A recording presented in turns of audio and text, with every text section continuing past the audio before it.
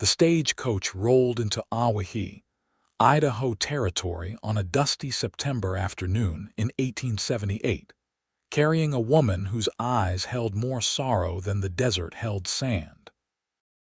Zara Jensen stepped down from the coach with trembling legs, her dress torn at the hem and stained with travel dirt that looked almost deliberate, as if she had been trying to make herself invisible. Her dark hair hung in unwashed tangles beneath a bonnet that had seen better days, and her face bore the hollowed look of someone who had not slept peacefully in weeks. The other passengers gave her wide berth as they collected their belongings, whispering behind gloved hands. She carried no luggage except a small cloth bag that seemed nearly empty, and when the driver asked for her fare, she produced coins so slowly and reluctantly that it was clear they were her last. The main street of Owyhee stretched before her like a gauntlet. It was a mining town that had seen boom times and was now settling into something more permanent, with false-fronted buildings lining the dusty thoroughfare and the constant sound of hammers ringing from the stamp mills in the distance. Zara stood on the wooden sidewalk, alone and uncertain as the stagecoach pulled away. She had nowhere to go. No family waited for her here, no friends, no prospects. She had fled Chicago with nothing but the clothes on her back and the shame that clung to her like a second skin. Her employer, a wealthy merchant named Gerald Thornton, had forced himself upon her repeatedly over the course of 6 months. When she finally found the courage to refuse him, he had told his wife that Zara had tried to seduce him, that she was a woman of loose morals who could not be trusted. Mrs. Thornton had believed her husband without question and had Zara thrown into the street, shouting accusations loud enough for all the neighbors to hear. Within a day, the story had spread throughout their community. No one would hire her. Former friends crossed the street to avoid her. Even the church had turned her away.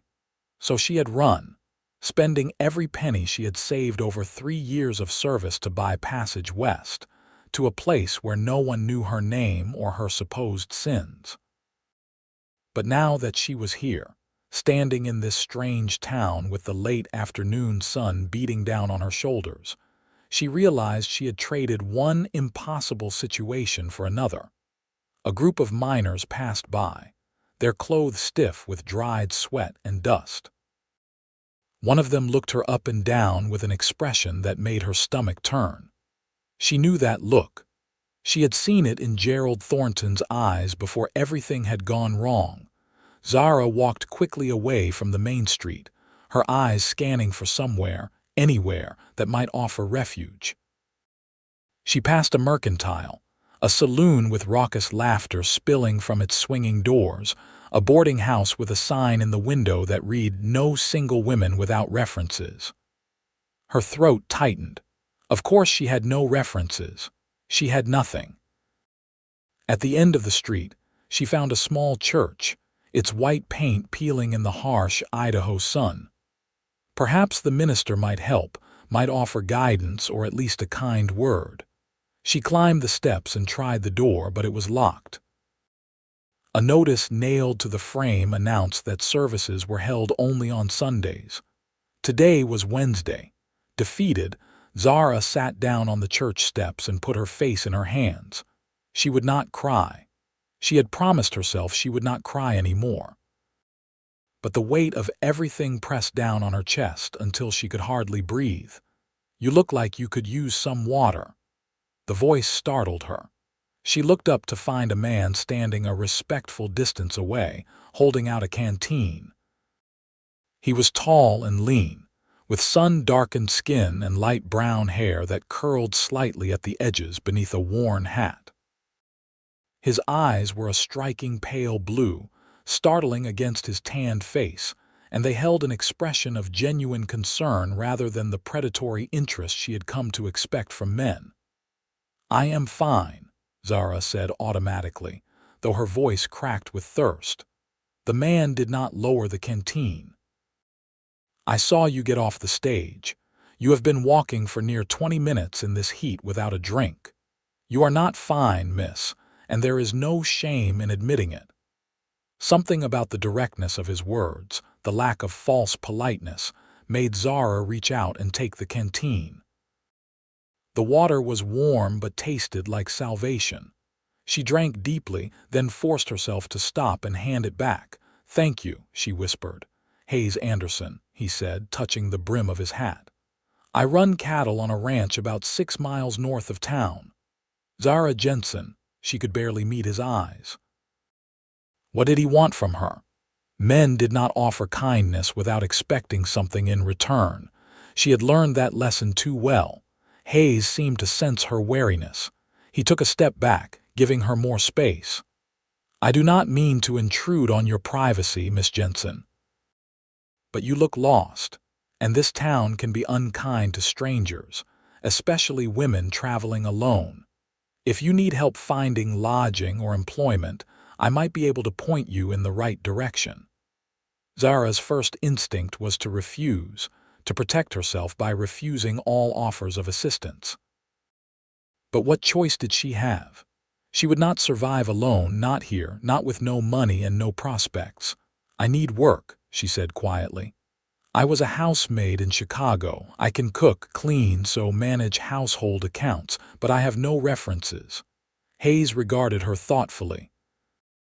His gaze was not unkind, but it was assessing. She wondered what he saw when he looked at her. Probably the same thing everyone else saw, a ruined woman, someone to be pitied or exploited. "Can you handle hard work?" he asked. "Yes." "Can you cook for a crew of ranch hands?"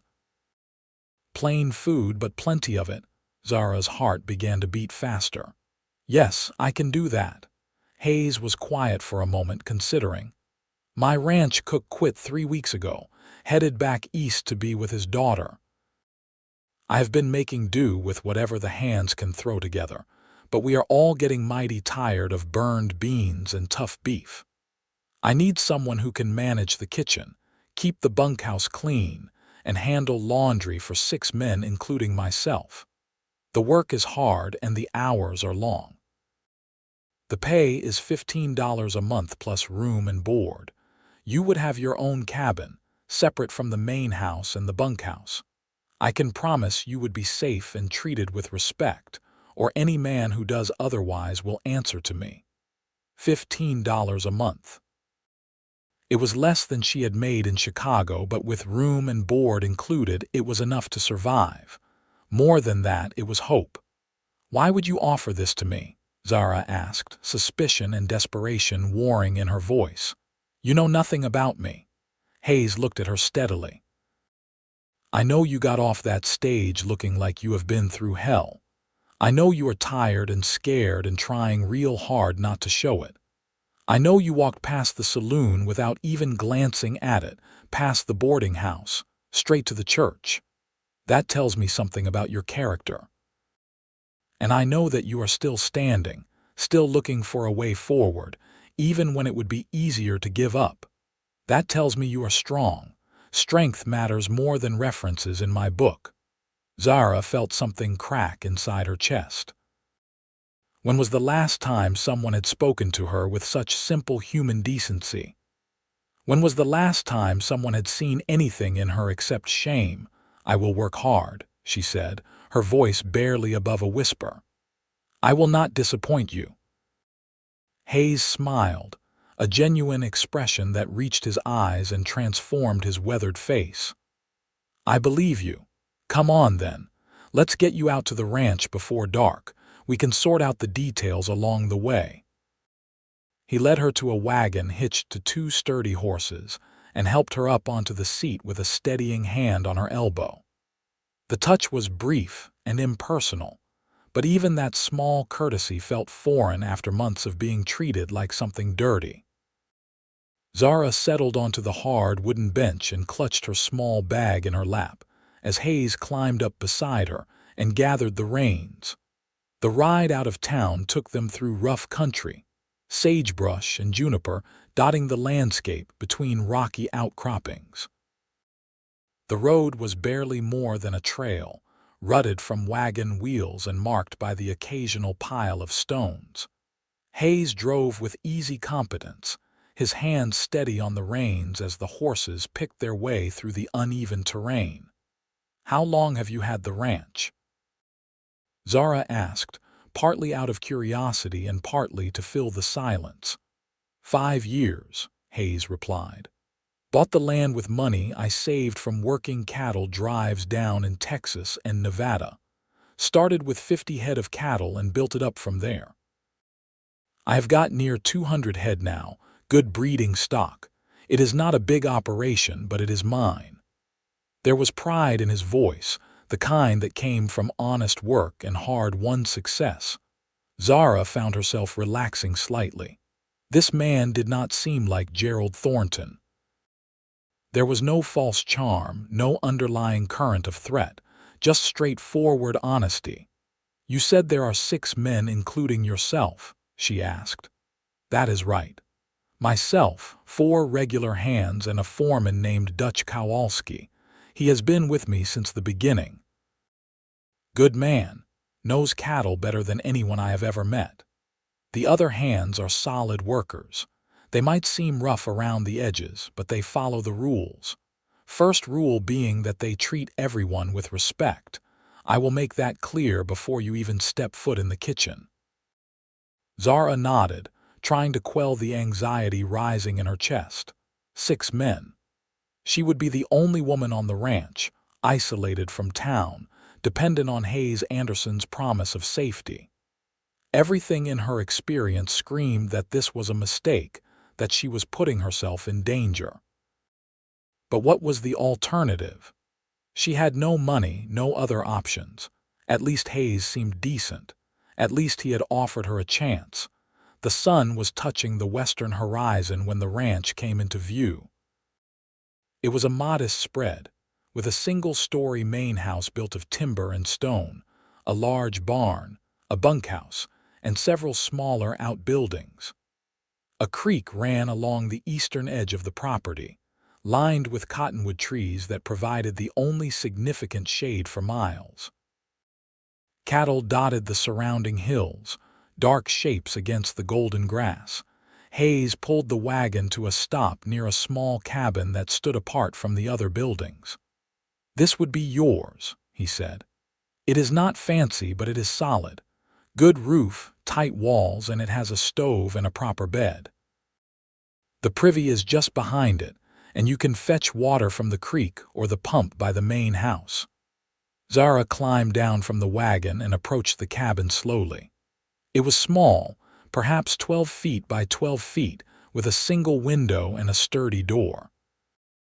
When Hayes opened it for her, she saw that the interior was indeed basic but clean. A narrow bed stood against one wall, covered with a faded quilt. A small table and chair occupied the opposite corner, and a cast-iron stove sat near the back wall. Hooks on the wall provided space for hanging clothes, and a shelf held a tin wash basin and pitcher. "It is perfect," Zara said, and meant it. This cabin represented safety, solitude, a place that would be hers alone. After weeks of sleeping in crowded boarding houses and uncomfortable stagecoaches, always surrounded by strangers and their judgment, this small space felt like a palace. Hayes seemed pleased by her reaction. "Good.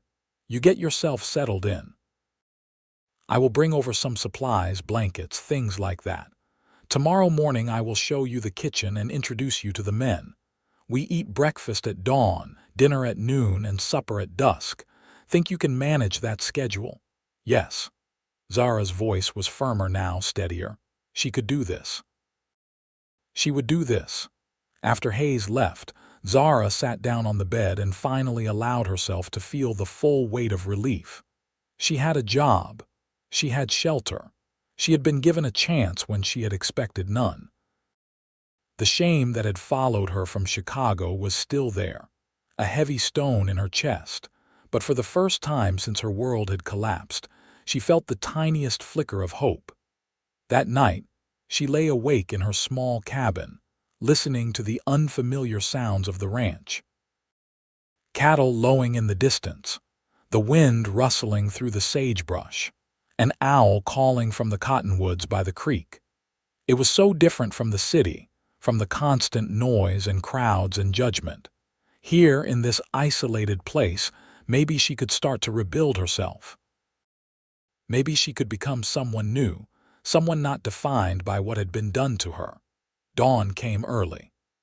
Zara washed her face with cold water from the creek, changed into her only other dress, which was marginally cleaner than the one she had worn yesterday, and made her way to the main house. Hayes was already up, standing on the porch with a cup of coffee in his hands. "Morning," he greeted her. "Hope you slept well." "Well enough," Zara replied. The truth was she had barely slept, but that was nothing new. Hayes led her around to the back of the house, where a separate kitchen building stood connected to the main structure by a covered walkway. "We do most of the cooking out here during the warm months," he explained. "Keeps the heat out of the main house. In winter, we use the stove inside." The kitchen was larger than Zara had expected, with a big cast iron range, a long work table, and shelves stocked with basic supplies. Sacks of flour and beans, tins of lard, dried herbs hanging from the ceiling. A smokehouse stood nearby, and Hayes explained that they butchered their own cattle and hogs for meat. "The hands will be here shortly," Hayes said. "I will make the introductions, and then I will leave you to it. If you need anything, just ask. And if anyone gives you trouble, you come find me immediately." Zara nodded, her stomach tight with nerves. She had handled difficult employers before, had managed to stay strong in the face of Gerald Thornton's advances for months. She could do this. The ranch hands arrived in a group, all of them dusty and tired looking from early morning chores. Dutch Kowalski was immediately recognizable as the foreman. He was a solid man in his 40s, with graying hair and a weathered face that spoke of decades spent outdoors. The other hands were younger, ranging from their early 20s to mid-30s. They all regarded Zara with varying degrees of curiosity and surprise. Hayes made the introductions briefly and efficiently. Then he fixed each man with a hard stare. "Miss Jensen is our new cook and housekeeper. She is to be treated with complete respect at all times. That means no cursing around her, no inappropriate comments, and no behavior that makes her uncomfortable in any way. Anyone who has a problem with that can collect their pay and ride out today. Are we clear?" A chorus of "yes, boss," answered him. Dutch stepped forward and touched his hat brim. "Welcome, Miss Jensen. We are mighty glad to have someone who knows their way around a kitchen. No offense to Hayes, but we have been eating nothing but jerky and hardtack for weeks." The other men chuckled and some of the tension eased. Zara managed a small smile. "I will do my best to improve the situation." Over the following days, Zara threw herself into work with a determination that bordered on desperation. She woke before dawn to start the fire in the kitchen stove and prepare breakfast for the men. Biscuits, eggs, bacon, fried potatoes, and hot coffee. The first morning, she had worried the food would not be good enough, but the way the men devoured everything on their plates told her she had succeeded.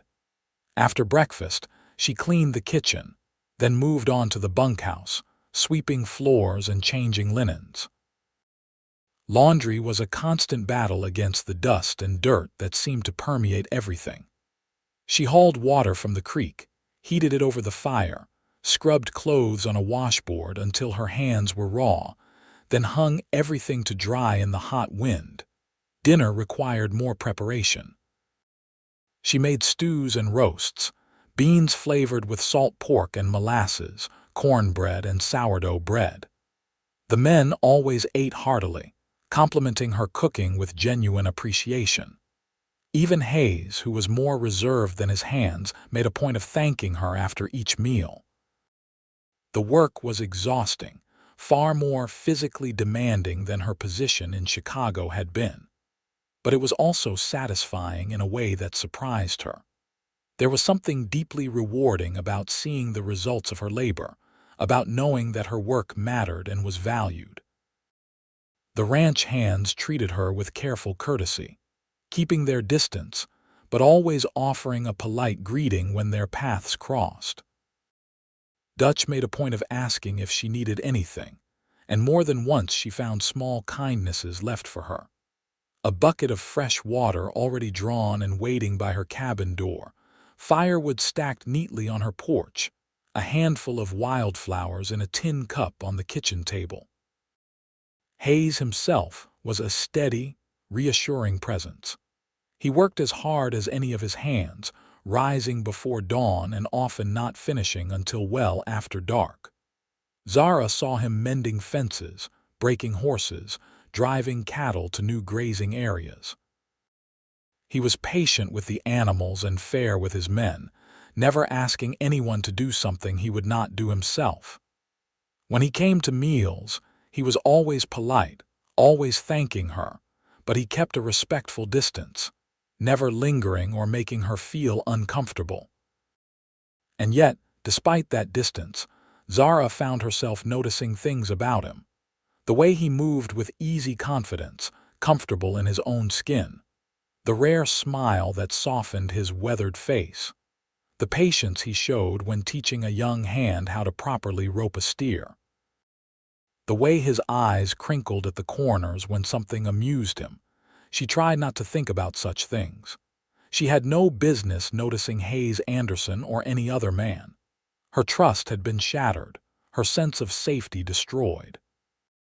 She had come here to survive, not to develop foolish feelings for her employer. But 3 weeks after her arrival, something happened that began to shift the careful walls she had built around herself. It was late afternoon, and Zara was hanging laundry on the line behind the bunkhouse. The wind had picked up, making the wet sheets snap and billow like sails. She was standing on her toes, struggling to pin a heavy blanket to the line, when she heard raised voices from the barn. "I am telling you, she does not belong here," a man was saying. Zara recognized the voice as belonging to a hand named Jack Simmons, a lean, rangy man in his late 20s who had always been cordial to her face, but who watched her sometimes with an expression she could not quite read. "Keep your voice down," Dutch said, his tone warning. "Why should I? We all know she is running from something. A woman does not show up alone in a town like Owyhee, looking like she has been dragged through hell unless she has done something shameful. Maybe she is a thief. Maybe she is worse than that." Zara's hands froze on the clothespin. Her heart began to hammer in her chest. "You do not know anything about her," another voice said. It was Hayes, and his tone was cold. "And you have got no right to speculate." "I have got a right to know who is living on this ranch," Jack shot back. "You said yourself we are supposed to be a crew, supposed to look out for each other. How can we do that if you are bringing in strangers with secrets?" "Miss Jensen's past is her business, not yours," Hayes said. "She has worked harder than anyone I have ever seen these past 3 weeks. She has given you no reason to doubt her, and I will not tolerate you spreading gossip or making her feel unwelcome. If you cannot respect that, then you can pack your things and leave." There was a long silence. Then Jack spoke again, his voice lower and angrier. "You are sweet on her. That is what this is about. You are thinking with something other than your head, boss, and it is going to cause trouble for all of us." Zara heard the sound of movement, fast and sudden. Then Dutch's voice, urgent. "Hayes, no, he is not worth it." Zara did not wait to hear more. She turned and walked quickly back to her cabin, her chest tight and her eyes burning with unshed tears. Of course, someone would question her presence. Of course, the past would catch up to her eventually. She had been foolish to think she could escape it, that she could start fresh in a new place. She sat in her cabin, staring at the wall, trying to breathe through the panic that threatened to overwhelm her. Should she leave? pack her few belongings and walk back to town, try to find another situation. But she had no money saved yet, nowhere to go. And despite Jack's words, despite the fear that her past would be exposed, part of her desperately wanted to stay. She liked the ranch. She liked the work, the routine, the sense of purpose it gave her. And if she was honest with herself, she liked the way Hayes Anderson treated her with simple human decency, as if she were a person of value rather than something dirty and shameful. A knock on her door made her jump. She opened it to find Hayes standing on her porch, his hat in his hands. His jaw was tight, and there was a bruise forming on his knuckles. "Miss Jensen," he said quietly. "May I speak with you for a moment?" Zara nodded, stepping back to let him in. He remained in the doorway, clearly not wanting to compromise her reputation by entering her cabin. "I want to apologize for what you overheard," Hayes said. "Jack Simmons is no longer working for me. I have paid him out and sent him on his way. What he said was disrespectful and out of line, and I will not have that kind of behavior on my ranch." Zara stared at him. "You fired him because of me." "I fired him because he could not follow basic rules of decency and respect. Those are not optional in my crew." Hayes met her eyes steadily.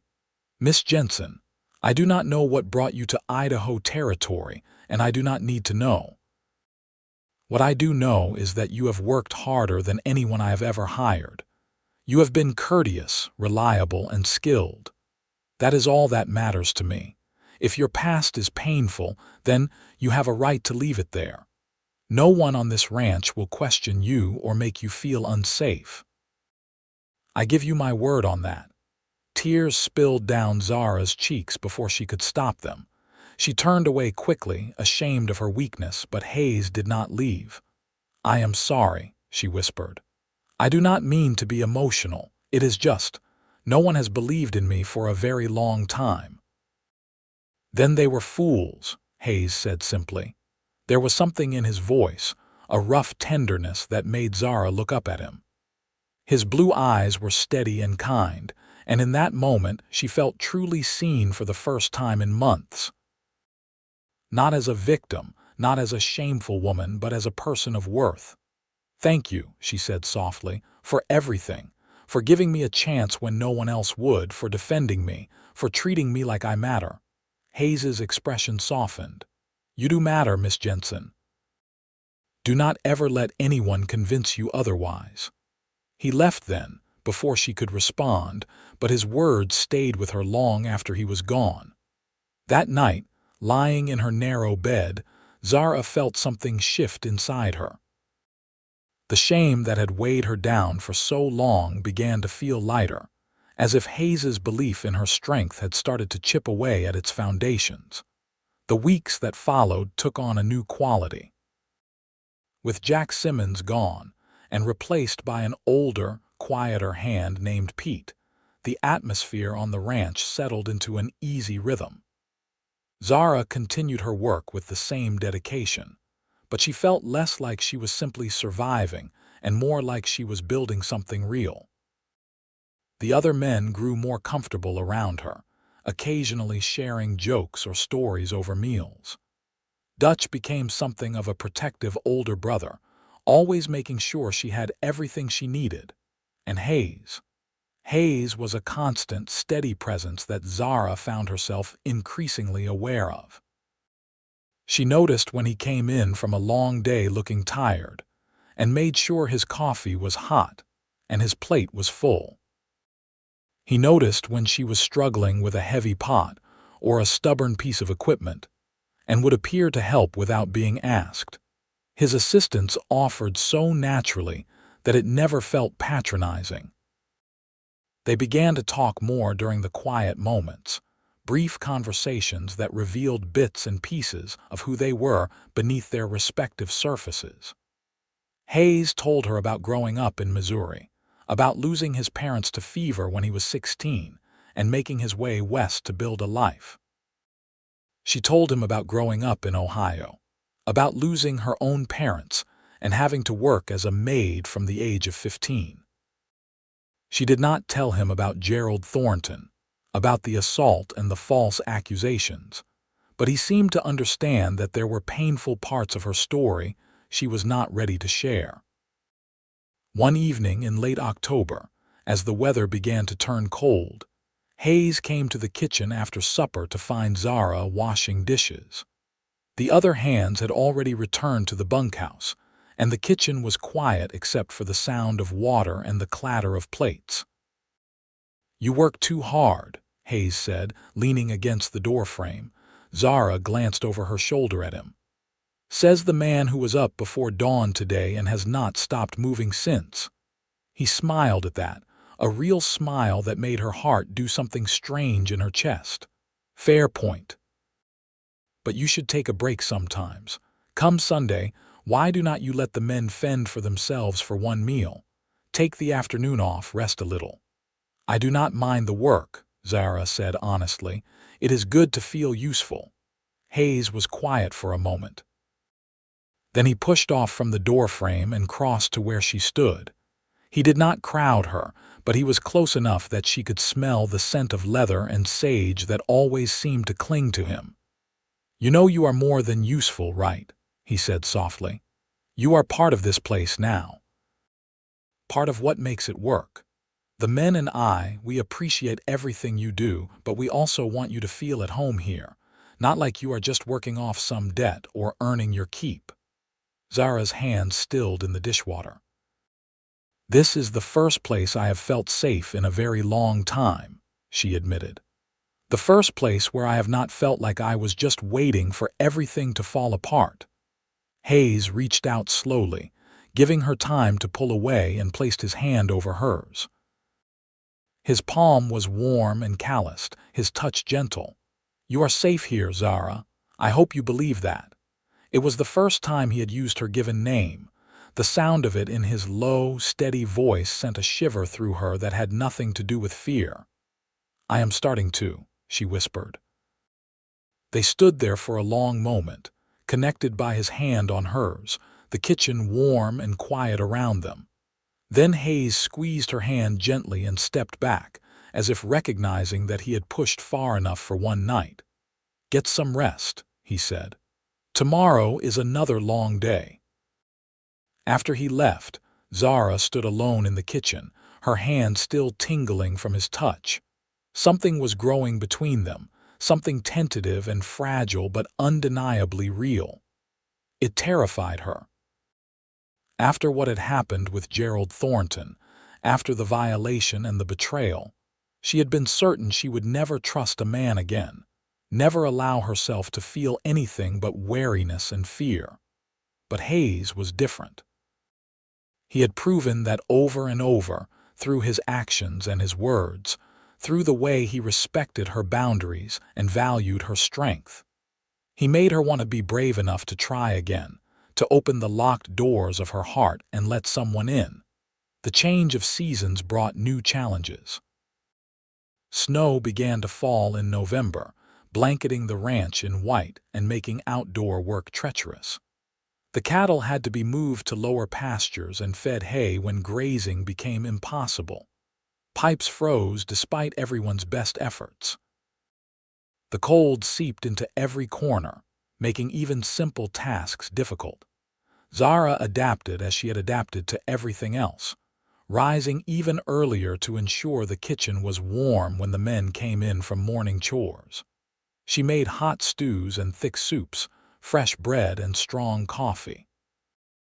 She kept extra blankets available and made sure the bunkhouse stove was always well stocked with firewood. Hayes worried about her, she could tell. He checked on her cabin regularly, making sure her stove was working properly and that she had enough wood. One particularly bitter evening, he showed up at her door with an armload of extra blankets. "It is going to get down below 0 tonight," he said. "I want to make sure you will be warm enough." Zara took the blankets gratefully.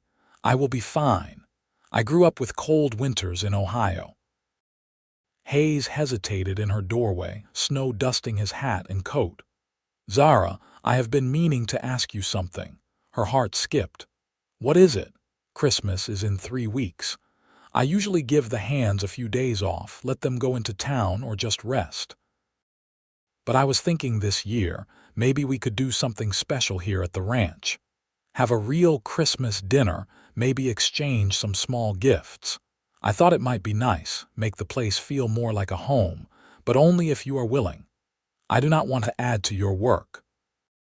Zara felt a warmth spread through her chest that had nothing to do with the blankets or the stove. A Christmas celebration. When was the last time she had celebrated anything? I would like that, she said. I would like that very much. Hayes's face brightened. Good. Then let's do it. We can get a tree from the foothills, and I will make sure we have extra supplies for cooking. Whatever you need, just let me know. The next 3 weeks were a flurry of preparation. The men brought in a tall pine tree and set it up in the main house. Zara helped decorate it with strings of popcorn and dried cranberries, paper ornaments and tin stars cut from old cans. She planned an elaborate menu: roast beef, potatoes, carrots, fresh rolls, apple pie, and spice cake. The men contributed what they could, pooling their money to buy extra sugar and dried fruit from town. On Christmas Eve, the ranch was transformed. Candles glowed in every window. The smell of roasting meat and baking bread filled the air. The men gathered in the main house, which they had cleaned and decorated until it looked almost festive. Even Dutch, usually so practical and reserved, seemed caught up in the spirit of the occasion. Zara moved through the kitchen with focused energy, orchestrating the meal with the precision of a general commanding troops. Everything had to be perfect. This was her gift to these men who had welcomed her, who had given her a chance when she had nothing. Hayes appeared beside her as she was pulling the rolls from the oven. "Can I help with anything? You could check the roast," Zara said, brushing a strand of hair from her face. "I think it is almost done." He moved to the stove and lifted the lid on the roasting pan, releasing a cloud of savory steam. "Perfect. Zara, this is incredible. You have outdone yourself." She felt her cheeks warm at the praise. "I wanted it to be special." "It is," Hayes said, and the way he looked at her made it clear he was talking about more than just the food. The dinner itself was a raucous, joyful affair. The men ate with enthusiasm and gratitude, praising every dish and asking for seconds and thirds.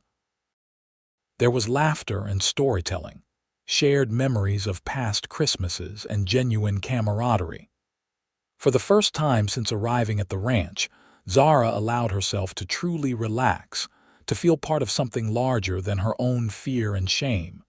After the meal, Hayes stood and cleared his throat. "Before we all fall into a food coma, I want to say something. This has been a good year for the ranch. We have increased our herd, weathered some tough times, and built something solid. But more than that, we have built a crew that feels like family. I am grateful to every one of you for your hard work and loyalty. And I want to especially thank Miss Jensen, who joined us just a few months ago and has made this place feel like a real home. Thank you, Zara." The men echoed his thanks, raising their coffee cups in a toast.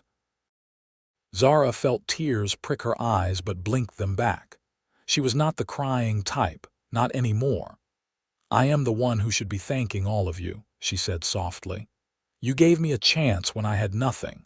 You treated me with kindness and respect. You made me feel like I was worth something again. I will never forget that." The evening continued with the exchange of small gifts. Zara had knitted socks for each of the men, working on them in secret during the few quiet moments she had to herself. They were simple gifts, but the men received them with genuine appreciation. In turn, they had pooled their resources to buy her a warm shawl from the mercantile in town, a beautiful thing in deep blue wool that must have cost them more than they could easily afford. Hayes gave her his gift privately, after the others had drifted off to the bunkhouse. It was a small wooden box, hand-carved with a simple floral pattern. I made it myself, he said, looking almost shy. Figured you might want something to keep your personal things in. Zara opened the box and found that the inside was lined with soft fabric. It was beautiful, clearly made with care and attention. Hayes, this is wonderful, thank you. There is something inside, he said quietly. She looked down and saw a folded piece of paper. When she opened it, she found a brief note in Hayes's neat handwriting. You are the strongest person I know. Never forget that. Zara looked up at him, her vision blurring with tears she could not hold back this time. Why are you so kind to me? She whispered. Hayes reached out and gently brushed a tear from her cheek, his touch feather light. Because you deserve kindness. Because from the moment I saw you sitting on those church steps, looking like the whole world had beaten you down but you were still standing, I knew you were someone special. And every day since then has only proven me right. Hayes, I need to tell you something, Zara said, her voice shaking. About why I came here, about what happened to me in Chicago. He shook his head gently. You do not owe me your secrets, Zara, not unless you want to share them. I want to, she said, and realized it was true. She wanted him to know. She wanted him to understand why she had been so guarded, so afraid. And she wanted to see if his belief in her would remain once he knew the truth. So she told him. About Gerald Thornton and his assaults, about his lies and the destruction of her reputation. About fleeing Chicago with nothing but shame weighing her down like chains. Hayes listened without interrupting, his expression growing harder and darker as she spoke. When she finished, there was a long silence. Then he spoke, his voice rough with emotion. That man is a monster. What he did to you was not your fault. You hear me? None of it was your fault. You are not shameful. You are a survivor. Everyone believed him, Zara said, the words pouring out now that she had started. His wife, their friends, the church, everyone. They looked at me like I was something dirty, something to be thrown away, and part of me started to believe it. Started to think maybe I had done something to encourage him, maybe I had brought it on myself somehow. Hayes took her hands in his grip firm and steady. Listen to me, Zara. You did nothing wrong. A man who forces himself on a woman, who uses his power to violate and then lies to protect himself, that man is the one who should be ashamed. Not you. Never you. You are brave and strong and good, and I will tell you that every day for the rest of your life if that is what it takes for you to believe it. The rest of your life, Zara repeated softly, her heart pounding. Hayes seemed to realize what he had said. A flush crept up his neck, but he did not back down. I am not good with fancy words, he said, but I need you to know how I feel about you. I have come to care for you deeply, Zara. More than I probably should, given that you work for me and that you have been through hell. I understand if you do not feel the same, if the last thing you want is another man making assumptions about what you might want, but I could not let this night end without telling you the truth. Zara's mind was reeling. Hayes Anderson, this good, decent man, had feelings for her. He saw past her shame, past her pain, and valued her for who she truly was. It was almost too much to process. I am afraid, she admitted. After what happened with Thornton, I did not think I could ever trust a man again. I did not think I would ever want to. I understand, Hayes said. And I will never push you, never expect anything from you. If all you ever want from me is friendship and respect, then that is what you will have. But if someday you think you might want more, I will be here, waiting, for as long as it takes. Zara looked into his steady blue eyes and felt something inside her break free, like ice cracking on a river in spring. She was tired of being afraid, tired of letting Gerald Thornton's cruelty define her future. Hayes had shown her, through months of consistent kindness and respect, that not all men were predators. Some were genuinely good. I think I might want more, she whispered. Not someday. Now. Hayes's expression transformed, hope and joy breaking across his weathered face like sunrise. "Are you sure?" "I am sure that you make me feel safe," Zara said. "I am sure that you see me as a person, not as something to use or control. I am sure that when I am around you, I feel like I can breathe again, like maybe I can start to heal." Hayes lifted her hands to his lips and kissed her knuckles gently, his touch reverent. "Then we will take this as slow as you need. One day at a time. No pressure, no expectations. Just two people who care about each other, figuring things out together." Zara felt tears slide down her cheeks again, but this time they were tears of relief and something that felt dangerously close to happiness. "One day at a time," she agreed. They stood together in the quiet kitchen, the Christmas candles casting warm light around them, and for the first time in longer than she could remember, Zara felt genuinely hopeful about the future. The winter months that followed were the coldest Zara had ever experienced, but also the warmest in terms of her slowly healing heart. She and Hayes spent time together whenever his work allowed, taking walks along the frozen creek, sitting together in the main house after the evening meal, talking about everything and nothing. He was patient with her, never pushing for more physical closeness than she was comfortable giving. A held hand here, a brief touch on her shoulder there, always telegraphed in advance, always respectful. The ranch hands noticed the growing connection between them, of course. Dutch made a point of telling Zara that he approved, that Hayes was the best man he had ever worked for and deserved happiness. The other hands kept their opinions to themselves, but treated Zara with even more courtesy than before, as if they recognized she was becoming more than just their cook. In February, a late winter storm hit the ranch with unusual ferocity. Snow fell for 3 days straight, piling up in drifts that reached halfway up the barn doors. The men worked around the clock to keep the cattle fed and the buildings clear. Zara kept the kitchen running no matter what, providing hot meals and coffee at all hours. On the second night of the storm, Hayes stumbled into the kitchen covered in ice and snow, exhausted to the point of collapse.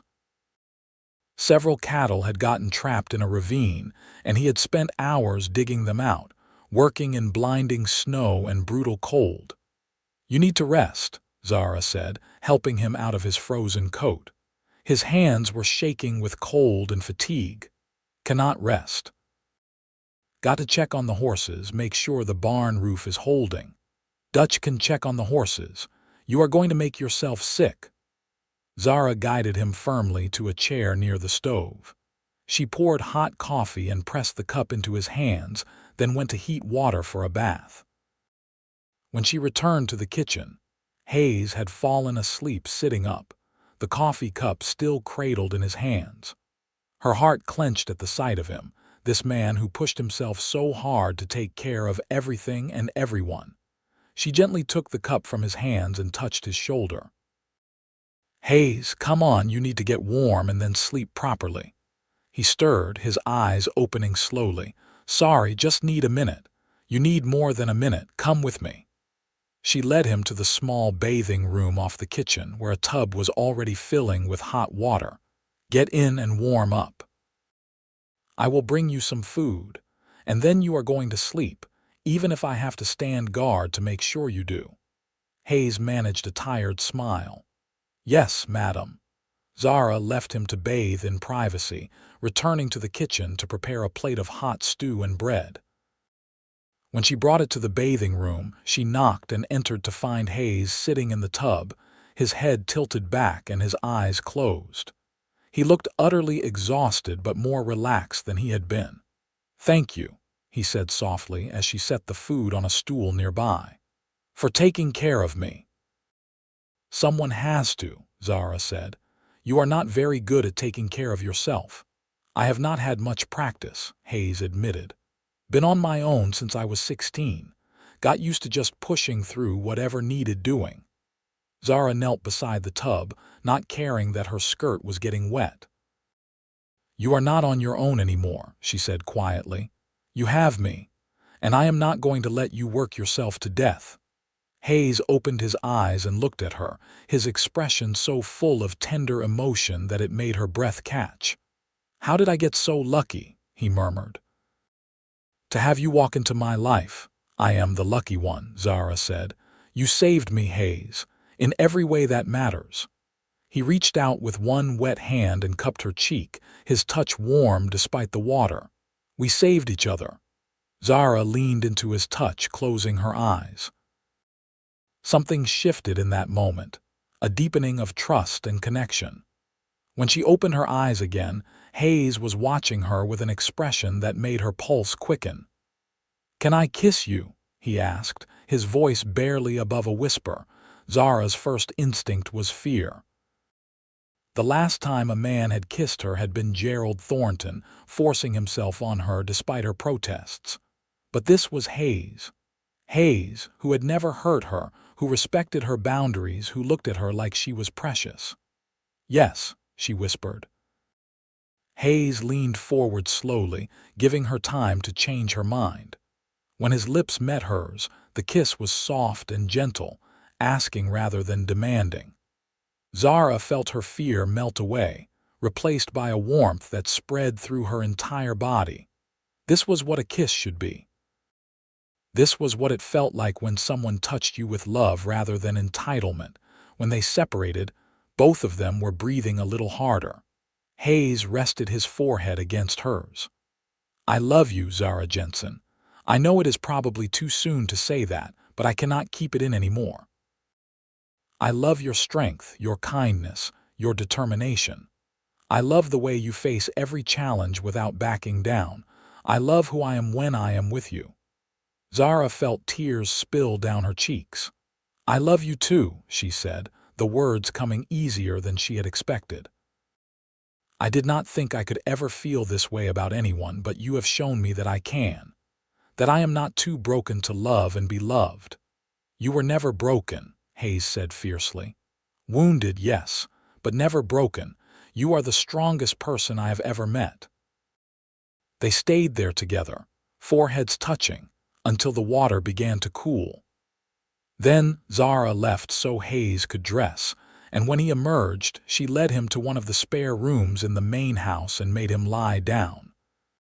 She covered him with blankets and sat beside the bed until he fell into a deep, exhausted sleep.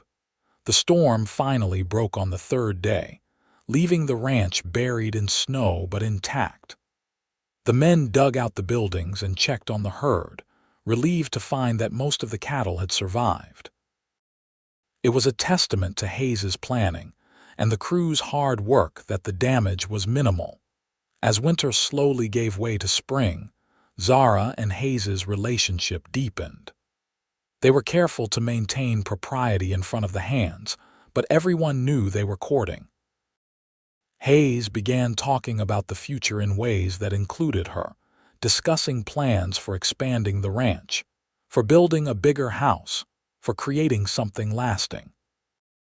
In April, when the first green shoots began pushing through the thawing ground and the creek ran high with snowmelt, Hayes asked Zara to go for a ride with him. They saddled horses and rode to a high point on the ranch, where they could see for miles in every direction. The land stretched out around them, wild and beautiful and full of promise. Hayes dismounted and helped Zara down, then took both her hands in his. "I brought you here because this is my favorite spot on the ranch. This is where I come when I need to think, to remember why I work so hard. I wanted to share it with you." Zara looked around at the sweeping vistas, the endless sky, the rugged beauty of the Idaho landscape. "It is beautiful." "It is," Hayes agreed, "but it is not the most beautiful thing I am looking at right now." Zara felt herself blush. Even after months together, his compliments still made her shy. Hayes took a deep breath, then reached into his pocket and pulled out a small box. Zara's heart began to race as he opened it to reveal a simple gold ring set with a small garnet. Zara, I know we have not been together very long, Hayes said. And I know you have been through hell and might need more time, but I am sure of how I feel about you. I am sure that I want to spend the rest of my life with you, building something together, being partners in every sense of the word. Will you marry me? Zara looked at the ring, then up at Hayes's hopeful, nervous face. 6 months ago, she had arrived in Idaho with nothing but shame and fear. She had been convinced that her life was over, that she would never be anything more than the victim of another man's cruelty. But Hayes had seen past all of that. He had seen her strength, her resilience, her worth, and in seeing it, he had helped her see it too. Yes, she said, her voice strong and clear. Yes, I will marry you. Hayes let out a breath he seemed to have been holding and slipped the ring onto her finger. Then he pulled her into his arms and kissed her deeply. And Zara felt the last of her shame and fear fall away, replaced by love and hope and the promise of a future she had never dared to dream of. They were married in June, in the small church in Owyhee where Zara had first sat on the steps feeling lost and alone. Dutch served as best man, and the rest of the ranch hands attended, along with a few townspeople who had come to know and respect Zara over the past months. It was a simple ceremony, but it was everything Zara wanted. The minister who performed the ceremony was a kind older man named Reverend Peters who had heard about Zara's story from Hayes. Before the ceremony, he took her aside. "Mr. Anderson told me a bit about what you have been through," he said gently. "I want you to know that whatever lies were told about you back in Chicago, they have no power here. You are starting a new life with a good man, and you deserve every happiness. God does not judge us by the sins others commit against us. He sees your heart, and it is good." His words brought tears to Zara's eyes, tears of relief and healing. She had not realized how much she needed to hear that from a man of faith, to know that she was not condemned in the eyes of God or the church, no matter what Gerald Thornton and his allies had claimed. The wedding celebration was held at the ranch, with tables set up outside under the cottonwood trees. Zara had prepared a feast, with help from several women from town who had befriended her. There was music and dancing and laughter, and as Zara stood in Hayes's arms, swaying to a fiddle tune while the sun set over the Idaho hills, she felt truly at peace for the first time in longer than she could remember. That night, when they were finally alone in the main house which Hayes had expanded and renovated for them, Hayes was gentle and patient. He understood that physical intimacy might be difficult for Zara after her trauma, and he took his time, making sure she felt safe and cherished. When they finally came together, it was nothing like the violent assault she had endured from Gerald Thornton. This was tender and loving, an affirmation of their commitment to each other. "I love you," Hayes whispered against her hair as they lay together afterward. "I will spend every day of my life making sure you know how precious you are to me." "I already know," Zara said softly. "You have shown me every single day since we met. You saw past the shame and the fear and you believed in me. You gave me back my life." "We are building a new life together," Hayes corrected. "Partners in everything, remember," Zara smiled. "Partners in everything." The first year of their marriage was not without challenges. Ranching was hard work, and there were setbacks, including a particularly harsh summer drought that tested everyone's resolve. But Zara and Hayes faced everything together, and the partnership they had promised each other proved to be the foundation that held them steady through every storm. Zara took on more responsibilities on the ranch, managing not just the kitchen, but also the books and correspondence. She proved to have a sharp mind for business, suggesting innovations that helped increase their profits. Hayes valued her input and treated her as a true equal partner in their enterprise. In October of 1879, just over a year after Zara had first arrived in Owyhee, she discovered she was pregnant. The news filled her with both joy and terror. She wanted children, wanted to build a family with Hayes, but the memories of Gerald Thornton's assault still haunted her sometimes, and she worried that pregnancy and childbirth would bring those memories back too vividly. Hayes was overjoyed at the news but sensitive to her concerns. "We will get through this together," he promised. "I will be with you every step of the way, and our child will be born from love, Zara. That makes all the difference." The pregnancy was not easy. Zara suffered from severe morning sickness for the first few months, and as her belly grew, the physical demands of ranch work became increasingly difficult.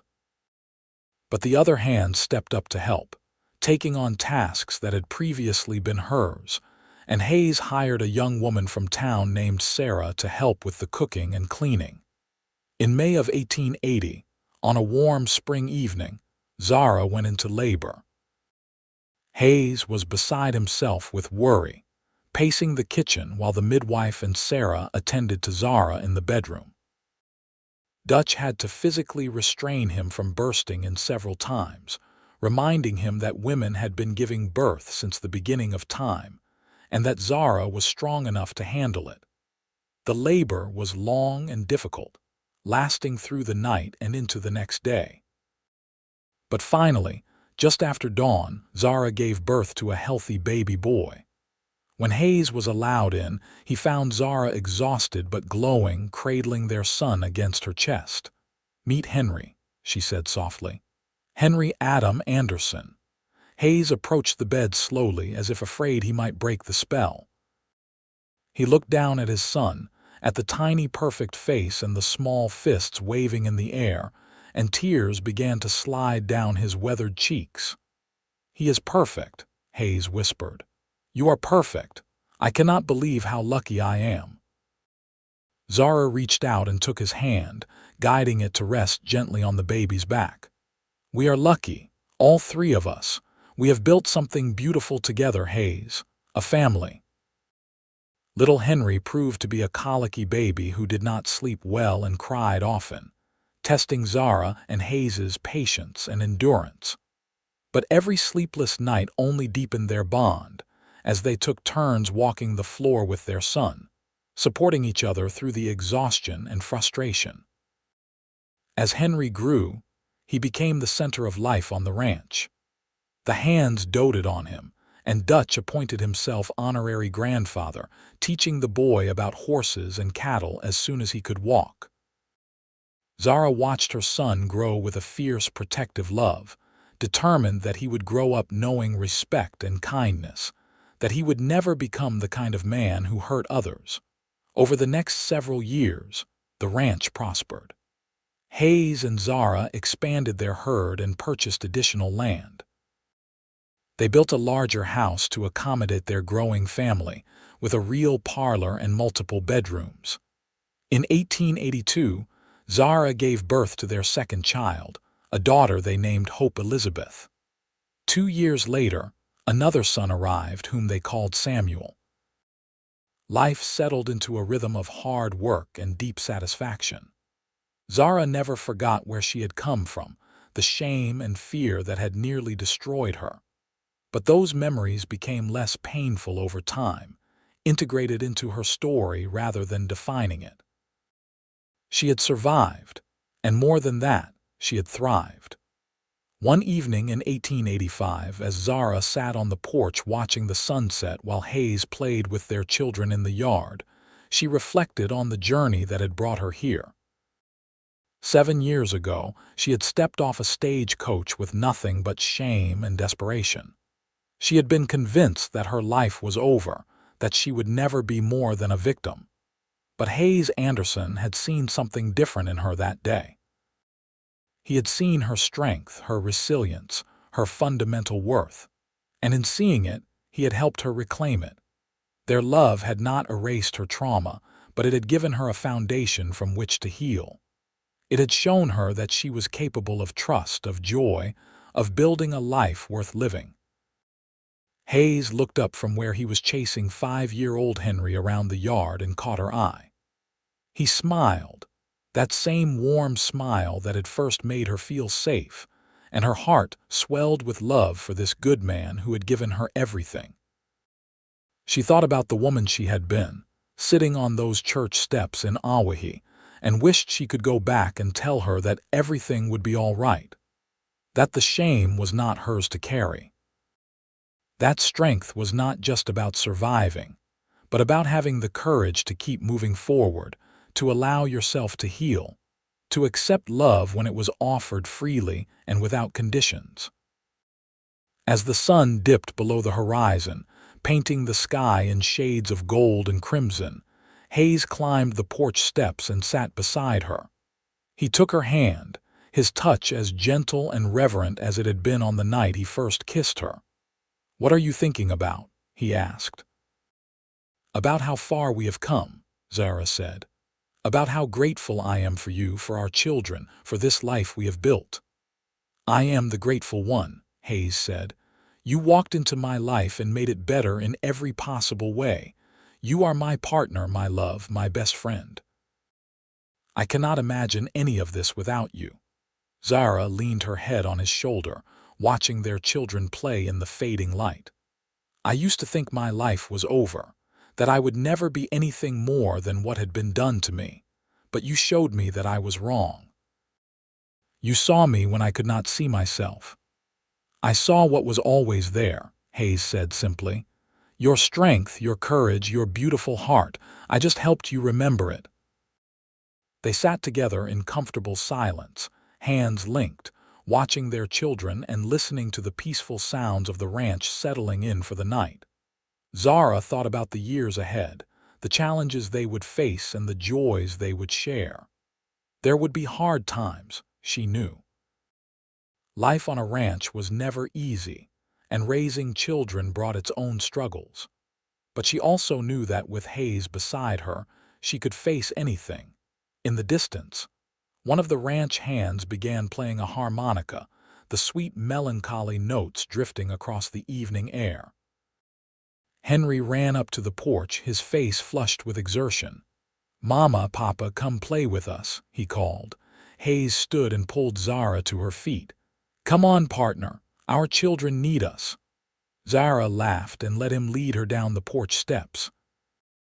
As she ran through the yard with her family, chasing her giggling children while Hayes pretended to be a fearsome bear, she felt a profound sense of contentment wash over her. This was her life now. Not shame, not fear, not the victim of someone else's cruelty. She was Zara Anderson, wife to a good man, mother to 3 beautiful children, partner in a successful ranch, a woman who had faced the worst and emerged stronger. She had arrived in Idaho Territory with nothing but shame. But Hayes had seen only her strength, and he had fallen hard. In doing so, he had helped her see that strength too, had given her the space and support to heal, to grow, to become fully herself. Their love story was not a fairy tale of instant healing and perfect happiness. It was something better, something more real, a testament to the power of patience, respect, and genuine partnership. As the stars began to appear in the darkening sky, Zara caught Hayes's eye across the yard and smiled. He smiled back, a look of pure love and contentment on his weathered face.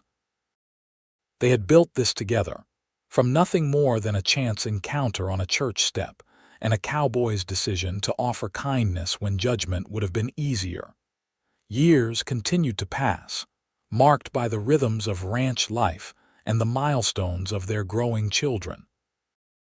Henry grew into a serious, responsible boy who loved working with the cattle and learned everything he could from his father. Hope was spirited and adventurous, always pushing boundaries and asking questions. Samuel was the gentle one, more interested in books and drawing than in ranching, though he did his share of work without complaint. Zara and Hayes supported each child's individual interests and talents, encouraging them to pursue their passions while also instilling a strong work ethic and sense of responsibility. It was important to both of them that their children grow up understanding the value of respect, kindness, and hard work. In 1888, when Henry was 8 years old, a woman arrived in Owyhee looking for work. Her story was heartbreakingly similar to Zara's had been, though the details were different.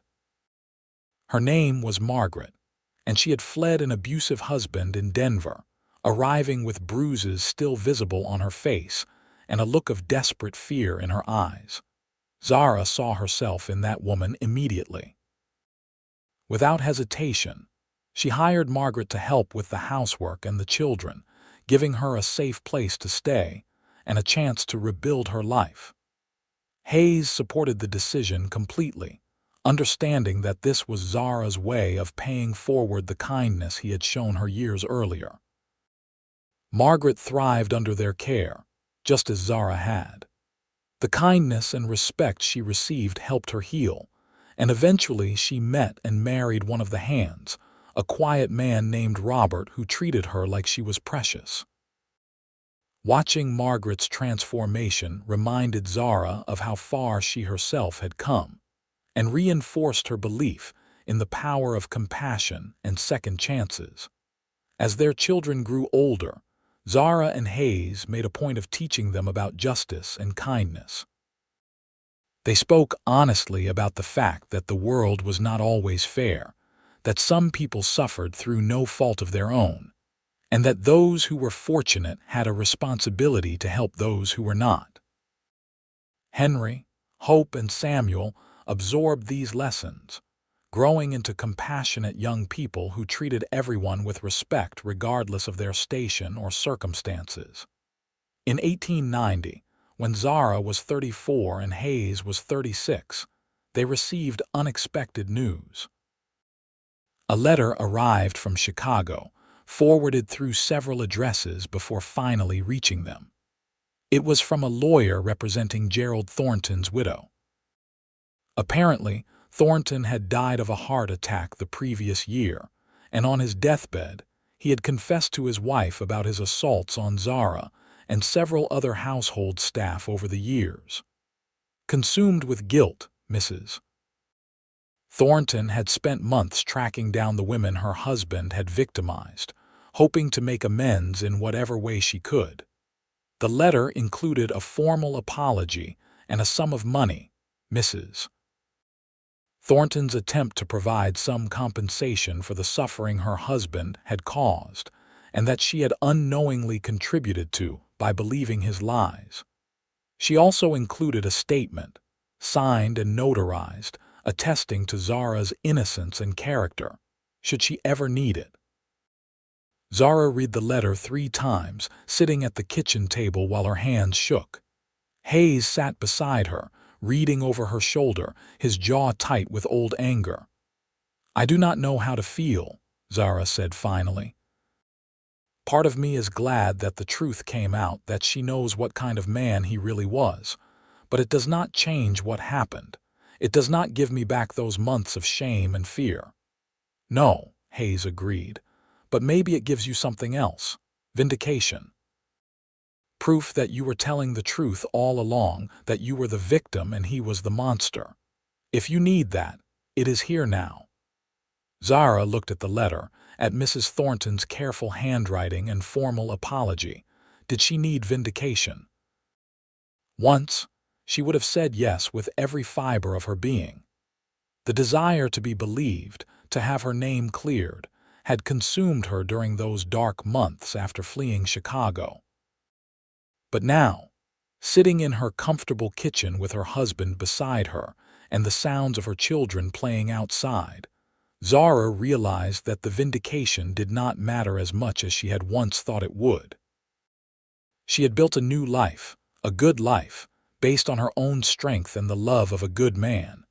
The opinions of people back in Chicago, people who had turned their backs on her when she needed them most, no longer held power over her. "I do not need it," she said quietly. "I know the truth." "You know the truth. Our children will know the truth. That is enough." Hayes squeezed her hand. "What do you want to do with the money?" Zara thought about it. "I want to use it to help other women. Women like me, like Margaret, who are running from bad situations and need a fresh start. Maybe we could set up a fund, help them with passage west, or set them up with respectable employment. Make sure they have a chance to rebuild their lives." Hayes smiled at her, his eyes full of love and pride. "That is a perfect idea. We will set it up together." Over the next several years, Zara and Hayes quietly helped numerous women who found themselves in desperate circumstances. They provided money for travel, helped them find employment, and offered guidance and support. Some of the women stayed in Idaho Territory, while others moved on to other places. But all of them left with hope restored and the knowledge that there were good people in the world willing to help. The ranch continued to prosper, becoming one of the most successful operations in the region. Hayes's reputation as a fair and honest man spread, and he was often consulted on matters related to cattle breeding and ranch management. Zara became known throughout Owyhee and the surrounding communities as a woman of strong character and generous spirit. The whispers that had followed her in Chicago never reached Idaho, or if they did, they were dismissed in the face of the evidence of her life and character. In 1895, Henry turned 15 and announced that he wanted to attend agricultural college to learn new ranching techniques. Hayes and Zara supported his ambitions, proud that their son wanted to improve himself and bring new knowledge back to the ranch. Hope, now 13, was showing interest in teaching and talked about attending normal school when she was older. Samuel, at 11, was still figuring out his path, but showed talent in art and writing. As Zara watched her children grow and pursue their dreams, she felt a deep sense of satisfaction.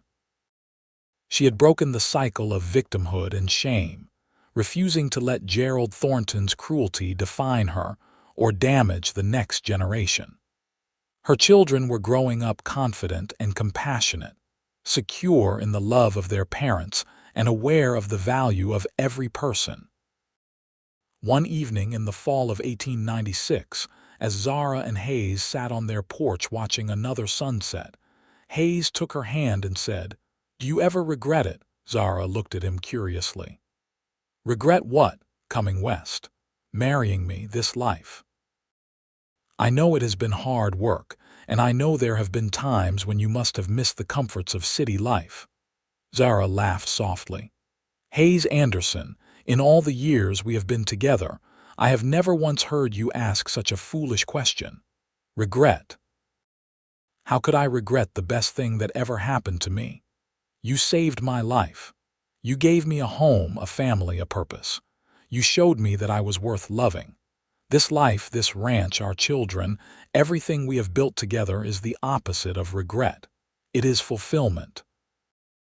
Hayes's eyes were bright with emotion. "You saved my life too, you know. Before you came, I was just going through the motions, working hard, building the ranch, but not really living. You brought joy and meaning to everything. You made this place a home instead of just a business. You gave me a family, a purpose beyond just surviving. I love you more now than I did the day we married, and I loved you quite a lot even then." Zara leaned over and kissed him softly. "We saved each other. That is what partners do." As the years continued to pass, Zara and Hayes grew old together, weathering every storm side by side. Henry did indeed go to agricultural college and returned with new ideas that helped modernize the ranch. Hope became a teacher in Owyhee, beloved by her students and respected throughout the community. Samuel surprised everyone by becoming a successful writer, publishing stories about the West that captured the beauty and harshness of frontier life. All three children eventually married and had children of their own, filling the ranch with the sound of grandchildren's laughter. Zara and Hayes stepped back from the day-to-day running of the ranch, turning most of the responsibility over to Henry while they enjoyed their later years together. In 1910, as Zara and Hayes celebrated their 32nd wedding anniversary, they hosted a large gathering at the ranch. Children, grandchildren, old friends, and ranch hands both past and present came together to celebrate. Dutch, now in his 70s but still spry, gave a toast. "I've worked for Hayes Anderson for over 30 years, Dutch said, raising his glass. "And I can honestly say that the best decision he ever made was hiring Zara that day in Owyhee. She walked into our lives and made everything better. She brought kindness, strength, and wisdom to this ranch. She turned a bunch of rough cowboys into something like a family. Hayes and Zara, you two are proof that love can overcome anything, that two people who truly respect and value each other can build something that lasts. Here is to 32 more years." Everyone raised their glasses and cheered. Zara felt tears on her cheeks, but did not bother to wipe them away. These were happy tears, tears of gratitude and contentment. Later, when most of the guests had gone and only family remained, Zara and Hayes took a walk down to the creek where they had spent so many evenings over the years. The cottonwood trees had grown tall and full, providing deep shade in the summer heat. The creek burbled over smooth stones, the same peaceful sound that had soothed Zara on her first difficult nights at the ranch. "You remember the first time I brought you here?" Hayes asked.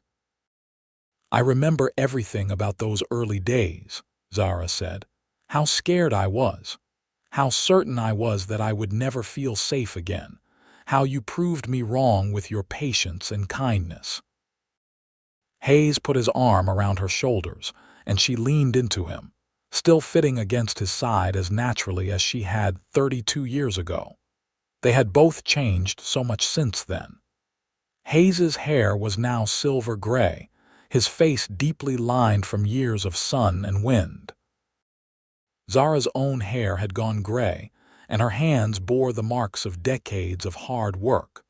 But the connection between them was as strong as ever, strengthened by years of partnership and shared experiences.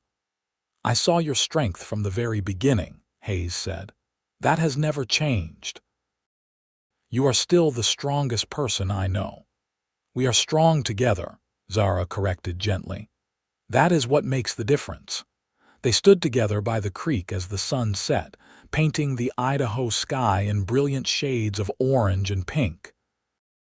Around them, the ranch they had built together hummed with life and purpose. Their children and grandchildren were happy and thriving. They had created something lasting, something good. Zara thought about the young woman she had been, arriving in Owyhee with nothing but shame and fear. She thought about how Hayes had seen past all of that, how he had offered her a chance when she had expected only judgment and rejection. Their love story had not been the stuff of dime novels, full of grand gestures and dramatic declarations. Instead, it had been built on a foundation of daily kindness, mutual respect, and unwavering support. It had been real and hard-earned, and all the more precious because of it. "Thank you," Zara said softly. "For what?" Hayes asked. "For everything. For seeing me when I could not see myself. For believing in me. For loving me. For building this life with me." Hayes kissed the top of her head. "Thank you for saying yes.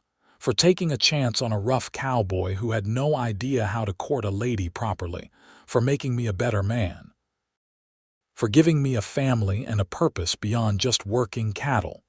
You are my greatest blessing, Zara Anderson." As darkness fell and the stars began to appear, Zara and Hayes made their way slowly back to the house, hand in hand as they had walked together for over 3 decades. The house was full of their family, their legacy, the proof that love and kindness could triumph over cruelty and shame.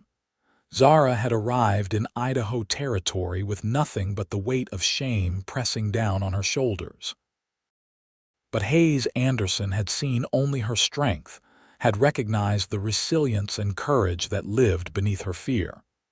He had fallen hard for that strength, and in doing so, he had given her the space and support to reclaim it, to see herself as he saw her, as someone valuable and worthy of love.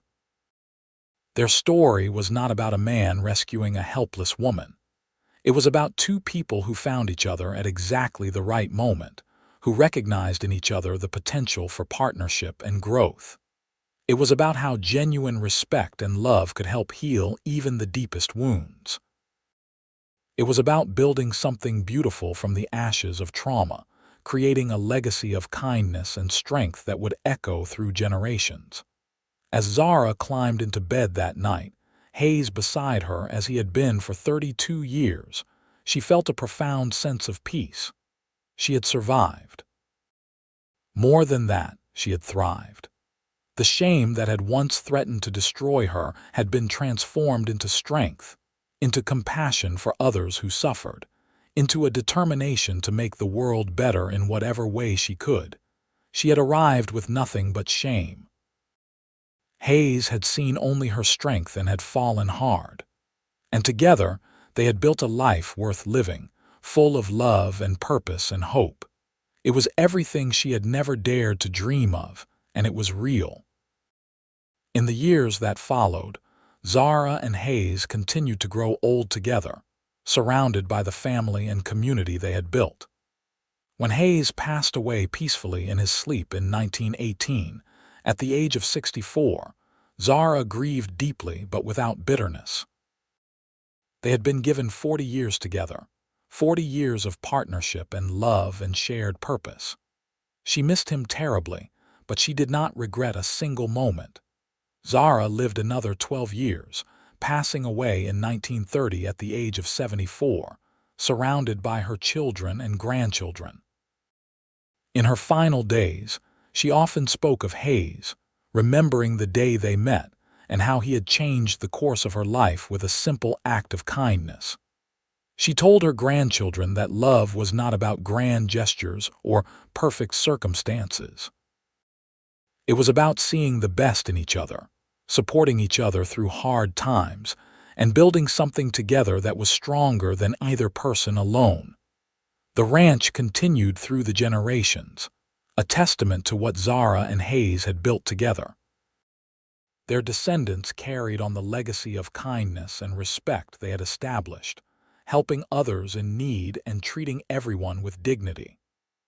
The fund Zara had started to help women in desperate circumstances continued to operate, quietly providing assistance to those who needed it most. In the small cemetery on the ranch, beneath the cottonwood trees by the creek, two headstones stood side by side. They were simple markers, nothing fancy or ornate, just like the people they commemorated. But carved into the stone beneath Hayes Anderson's name was a single line. He saw strength where others saw shame. And beneath Zara's name, she built a legacy of love from ashes of pain. Their story was not about a perfect romance or an easy life. It was about resilience, about the power of human kindness, about how one person's decision to offer help rather than judgment could change everything. It was about a woman who arrived with nothing but shame and a cowboy who saw only her strength and fell hard. Together, they proved that the human spirit was capable of remarkable things, that love could indeed conquer all, not by erasing the past, but by providing the foundation for a better future. And in the end, that was the greatest legacy of all.